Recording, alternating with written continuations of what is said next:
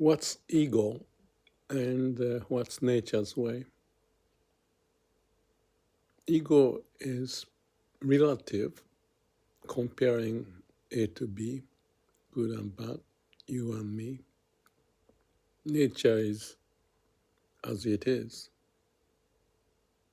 We use brain to compare, and because of our brain, we could evolve not just nature's way, but the human way, which is within the nature's framework, because everything follows the law of nature.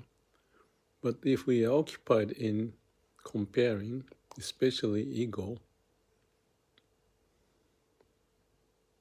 lots of sad things happen.